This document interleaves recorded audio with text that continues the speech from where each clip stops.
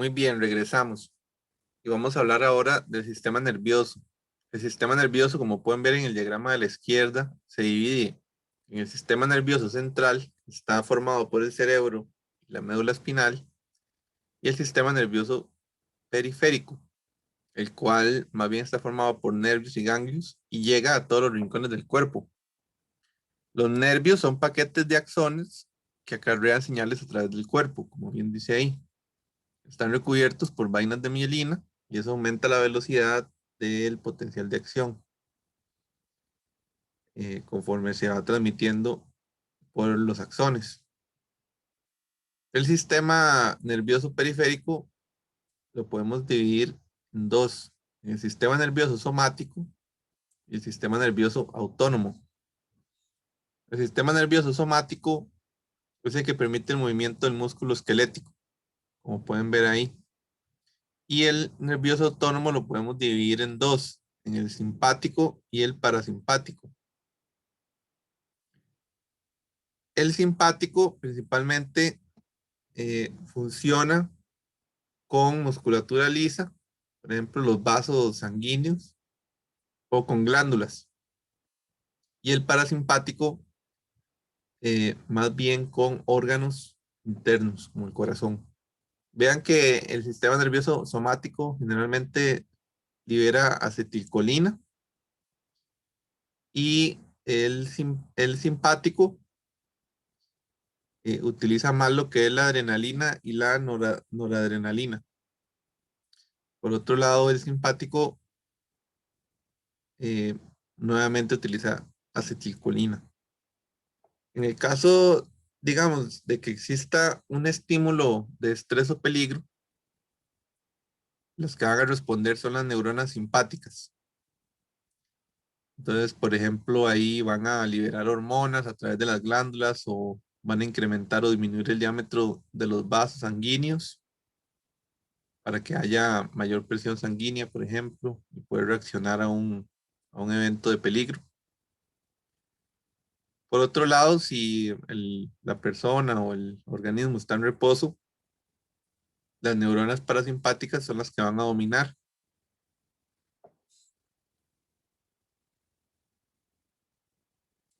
Aquí podemos ver un zoom de un nervio. Vean que los nervios eh, son grupos de axones que están recubiertos por vainas de mielina. En este caso están las células de Schwann que forman estos nodos y a través de estos nodos se da el potencial de acción.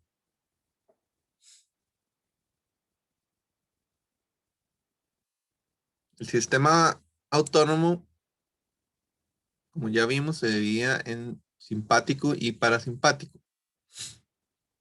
Vamos a ver algunos ejemplos donde domina uno o el otro.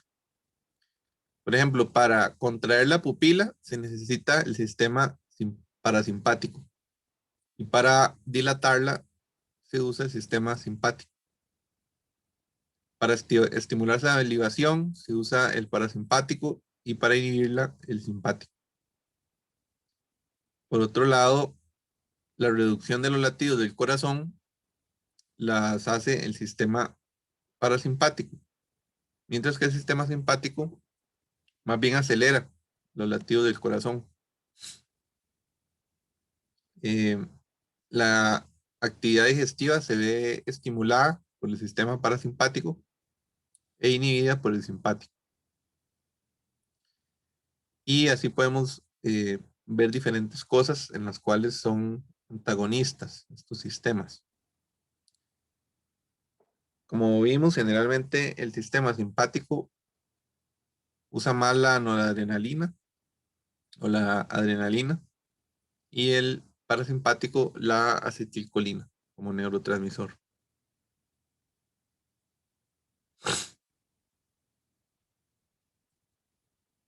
Aquí vemos otro gráfico. Vean que también lo que tiene que ver con otras tareas, como por ejemplo liberar glucosa, eso lo hace el sistema simpático a través del hígado o las vesículas, y el parasimpático más bien lo inhibe. La actividad de los intestinos se estimula por el sistema parasimpático y se inhibe por el sistema simpático. Por ejemplo, la erección genital del pene o el clítoris lo hace el sistema parasimpático, mientras que la eyaculación y las contracciones vaginales las hace el sistema simpático.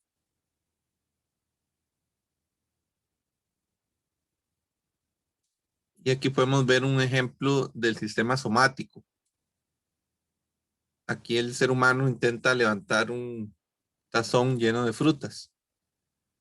Eh, el músculo, en este caso, necesita contraerse y lo que sucede es que pues las neuronas sensoriales le envían una señal a la médula espinal y esta devuelve una señal a través de una neurona motora que permite la contracción del bíceps y así no se caen las frutas. Esto pues puede llegar a agotarse si una persona hace un esfuerzo físico extremo, a los minutos se sentirá agotada ya que las diferentes potenciales de acción estarán en un periodo refractario. Pero en condiciones normales, pues no habría razón por la que la persona no pueda levantar ese tazón de frutas.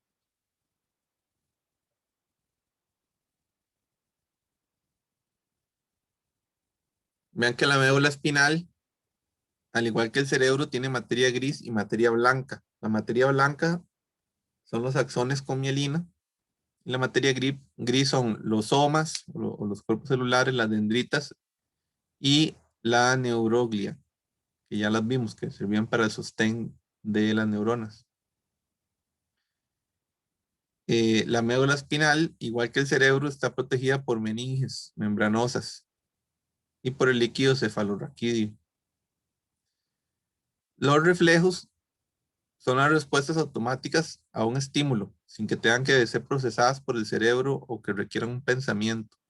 Por ejemplo, que ustedes se vayan a caer, entonces inmediatamente un reflejo intenta volverlos a poner en la posición correcta, o que toquen algo caliente, inmediatamente un reflejo los va a alejar de ahí, sin que tengan que pensarlo.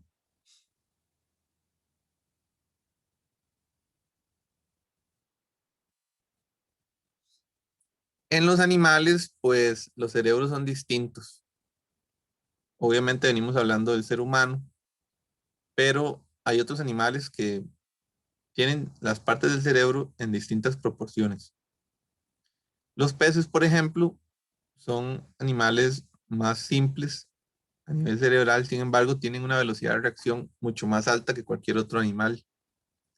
Y así está desarrollada esa parte de su cerebro y de la médula para principalmente responder a reflejos sumamente rápidos. En estos animales también es muy importante el olfato, entonces el lóbulo olfatorio es muy desarrollado.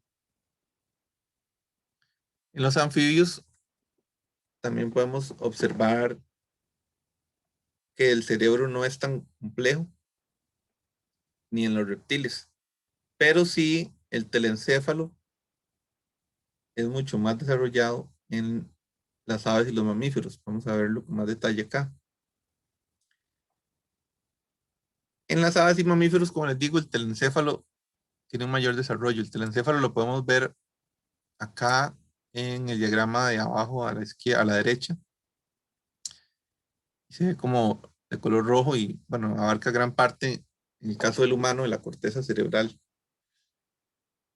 Entonces, si comparamos un ganso contra un caballo, podemos ver que hay un mayor desarrollo de esta área, lo cual traducimos en una mayor capacidad de resolución de problemas complejos. Y por eso es que tanto las aves como los mamíferos demuestran una gran inteligencia. A veces la gente dice, es que esa persona es tonta porque tiene cerebro de pájaro, pero no se dejen engañar, los pájaros son animales muy inteligentes. Ya veremos, ahí les dejo unos videos viendo diferentes experimentos y por qué las aves son a veces tan inteligentes o hasta más que un mamífero mediano.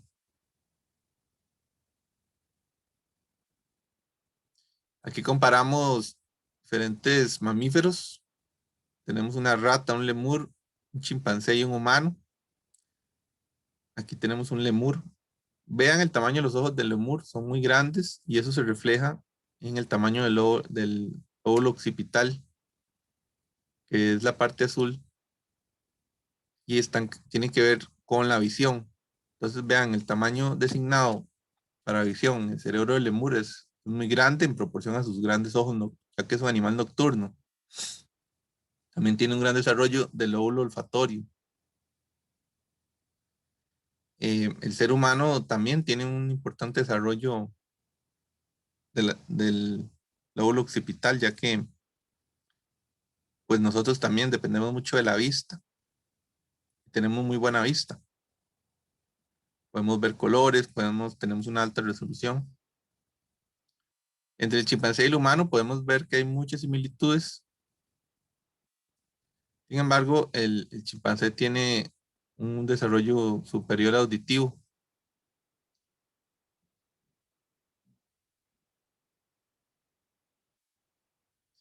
Aquí podemos también ver comparar diferentes mamíferos, desde una rata común de caño, un gato, un perro, una oveja, un cerdo, eh, una marmoseta y un mono rhesus contra el cerebro de un ser humano.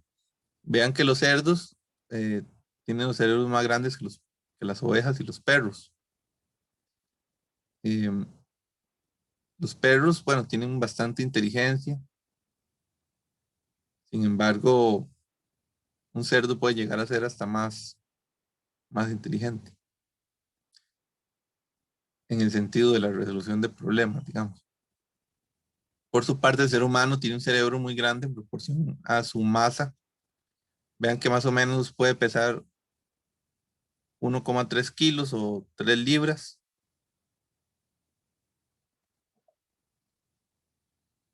Y ya vamos a ir viendo las partes del cerebro.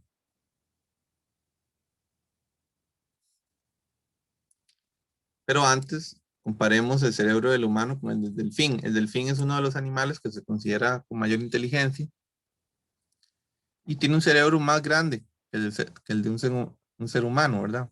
También, bueno, proporcionalmente muy similares, pero por ejemplo, hay diferencias importantes en la composición de ambos cerebros. En el delfín, el, el nervio auditivo es mucho más grande que el humano, ya que ellos se comunican por ultrasonidos.